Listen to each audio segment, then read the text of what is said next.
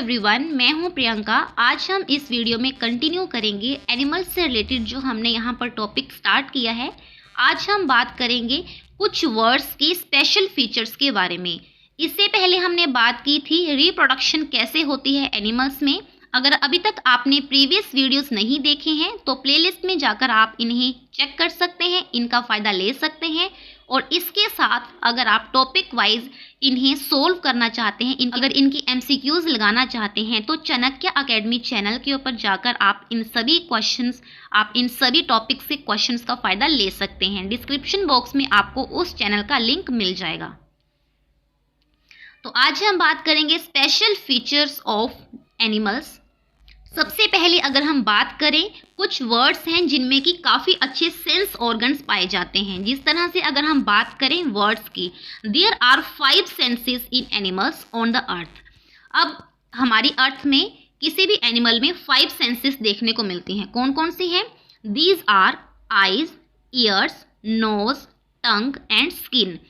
Some special birds like kites, eagles and vultures can see things 4 times more than humans so that they can recognize their prey from the distance।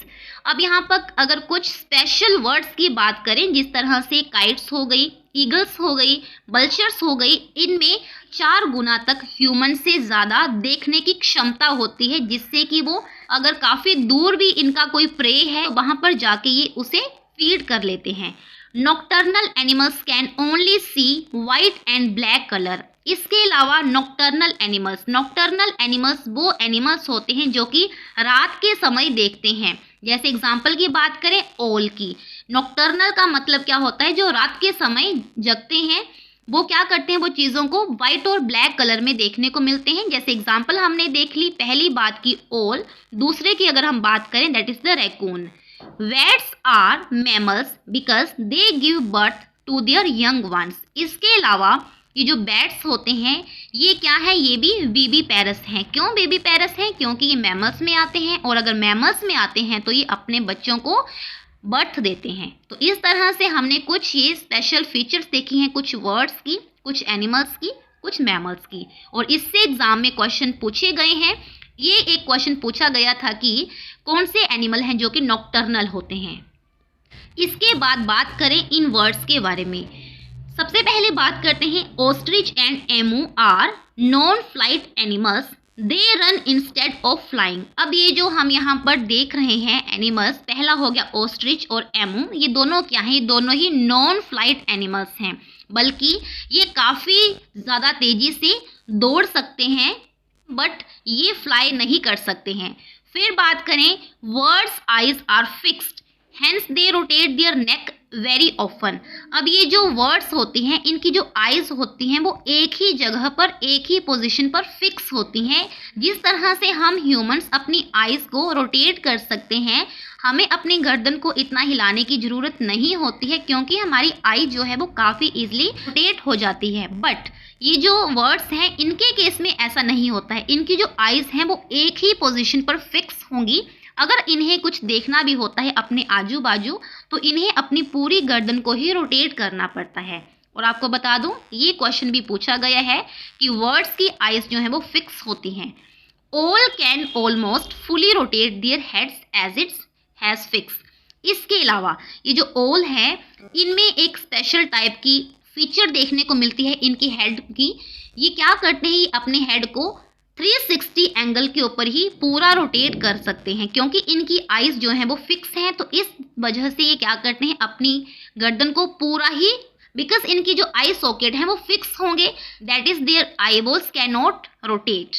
इसके बाद बात करें एर्गट word जिसे हम बगुला के नाम से जानते हैं और बुफेलो हम सभी ने देखी होगी। इन दोनों के बीच में एक सिम्बायोटिक रिलेशनशिप देखने को मिलता है।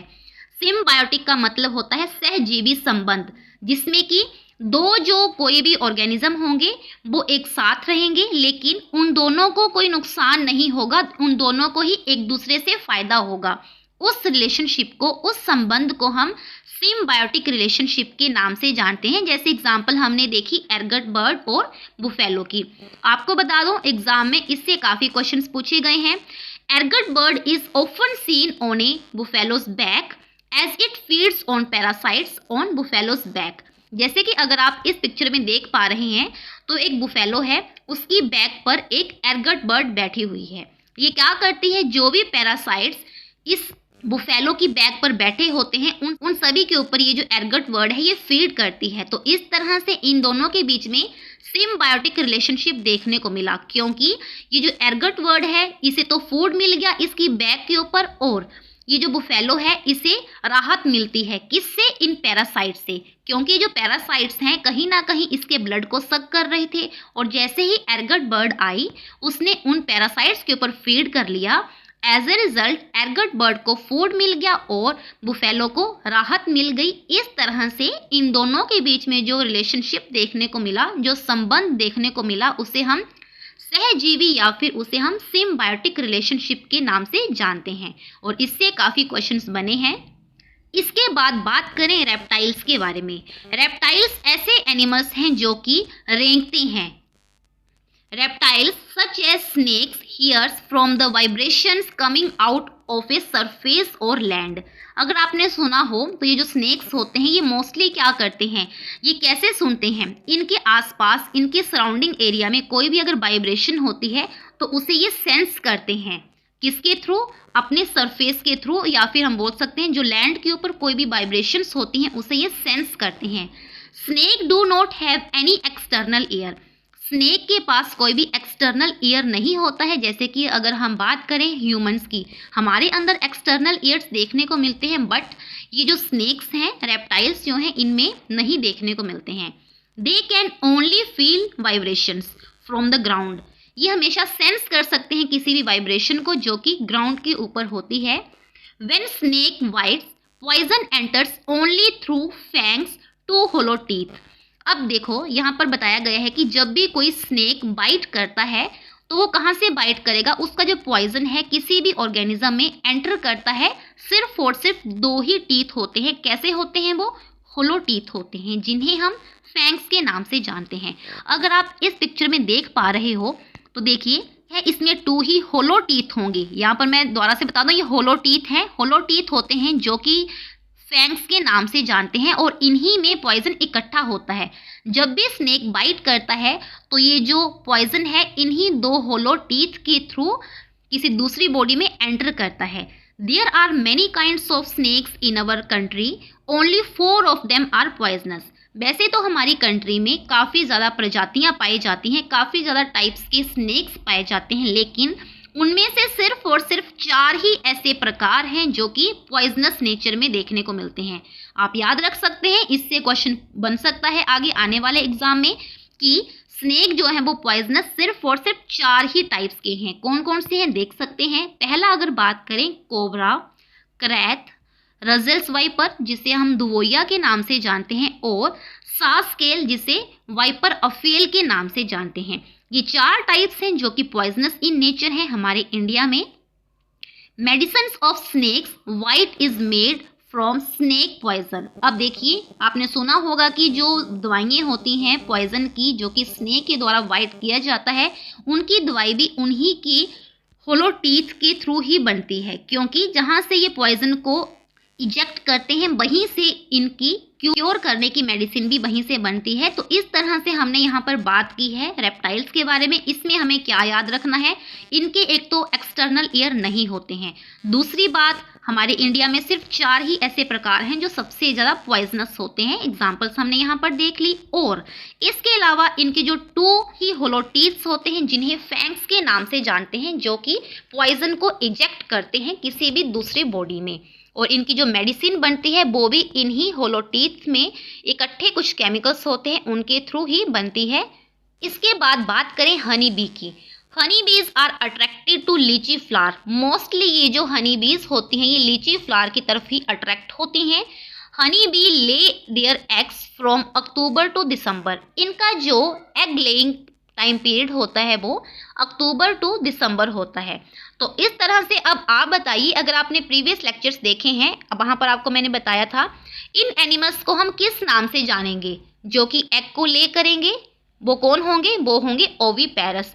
इनका जो ब्रीडिंग टाइम होता है, या हम बोल सकते हैं कि इनका जो एग लेइंग टाइम होता है वो अक्टूबर से दिसंबर तक देखने को मिलता है। So it is the best time to start bee keeping. तो इसलिए ये सबसे अच्छा समय देखने को मिलता है जब भी बी को कीप किया जाता है। Every bee hive has one queen bee that lay eggs.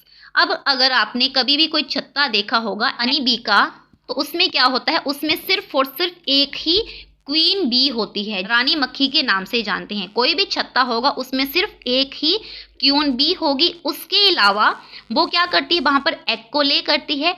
और इसके अलावा बाकी जो वहाँ पर हमें देखने को मिलती हैं बीज, वो मोस्टली क्या होती हैं, हाइव आर वर्कर बीज। वो सभी वर्कर बीज होती हैं, मतलब कि वो रिप्रोड्यूस नहीं कर सकती हैं। लेकिन ये जो हनी बी होती है, जो क्वीन बी होती है, वो रिप्रोड्यूस कर सकती है। They collect nectar from flowers for Honey. अब ये जो वर्कर बीज होते हैं, इनका क्या काम होता है, ये क्या करते हैं, डिफरेंट डिफरेंट फ्लावर्स से नेक्टर को कलेक्ट करते हैं और ये इनसे ही बनता है।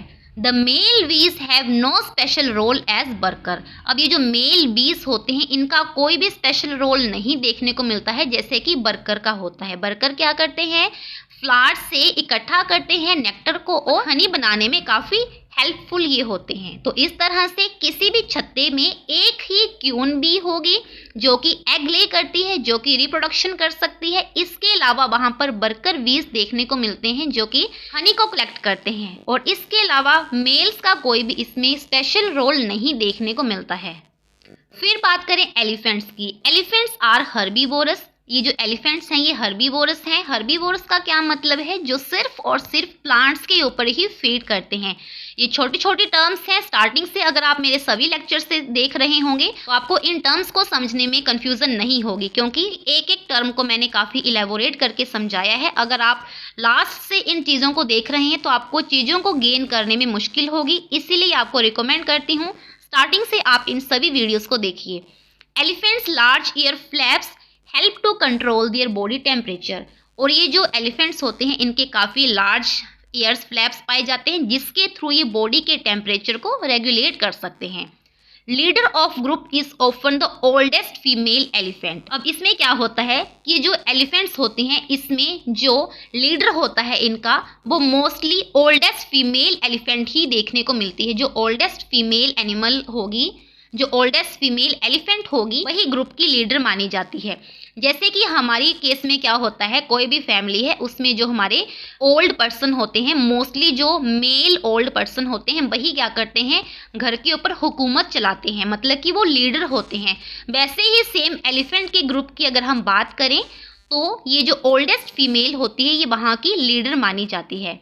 Male elephants live in the herd till they are 14-15 years old.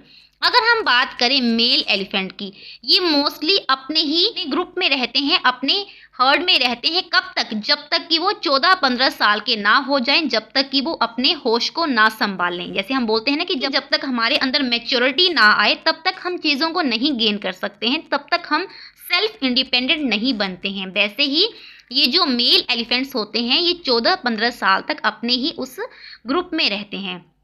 One elephant can eat 100 kilograms, 1 quintal of leaves and twigs in one day। अब आप देख सकते हैं कि एक जो एलिफेंट है एक दिन में 100 किलोग्राम तक लीव्स को खा सकता है और ट्विग्स खा सकता है एक दिन में।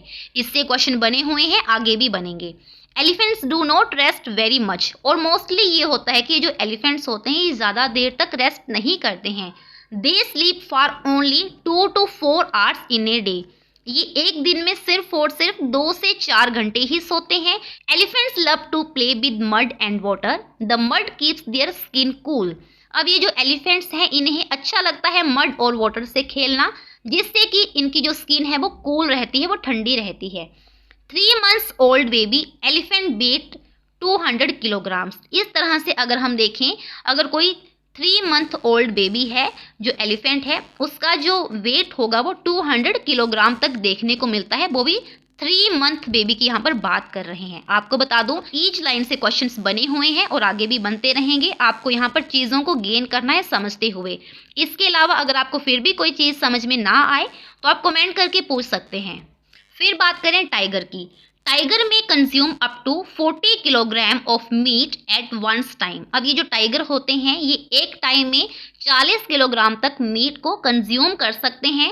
It has 6 times more site capacity then humans in night. अब ये जो टाइगर्स हैं इनमें ह्यूमंस के मुकाबले रात के समय 6 गुना ज़्यादा इनकी साइट होती है। साइट का मतलब है इनका विजन सिस्टम, ये देख सकते हैं। जैसे हमने बल्चर और काइट की बात की थी तो उनमें कितना था, उनमें 4 गुना ज़्यादा देखने की पावर, उनकी जो क्षमता थी वो ह्यूमन से ज़्यादा थी। लेकिन टाइगर की अगर अब हम बात करें तो इनमें कितनी है, इनमें 6 टाइम्स ज़्यादा है नाइट के समय, ठीक है।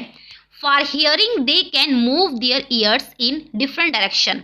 सुनने के लिए ये अपने ईयर्स को क्या करते हैं, डिफरेंट डायरेक्शन में उसे मूव करते हैं। Tiger can make differences between rustling of leaves and sound of animals moving on the grass. हैं किसी भी चीज़ को डिफ्रेंशिएट करने में, किसी भी साउंड को डिफ्रेंशिएट करने में काफ़ी इफेक्टिव होते हैं ये, मतलब कि काफ़ी ईजिली ये सेंस कर सकते हैं कि कहाँ पर लीव्स की आवाज़ आ रही है, लीव्स के रसलिंग की आवाज़ आ रही है, कहाँ पर एनिमल्स के आने की आवाज़ आ रही है किसी भी ग्रास के ऊपर। क्योंकि जैसे हमने पहले ही देख लिया कि ये क्या करते हैं, इनमें 6 गुना ज़्यादा कैपेसिटी देखने को मिलती है जो कि ह्यूमन से 6 गुना ज़्यादा होती है। इसके बाद बात करें स्लोथ की। अब ये स्लोथ क्या है, स्लोथ आर मैमल्स। अगर मैमल्स हैं तो ऑब्वियस सी बात है कि न्यू यंग वन को प्रोड्यूस करेंगे, विच लुक्स लाइक बियर, जो कि बियर की तरह, भालू की तरह देखने को मिलते हैं। It is nocturnal animals. Nocturnal का मतलब है जो कि रात के समय देख सकते हैं, जगते हैं।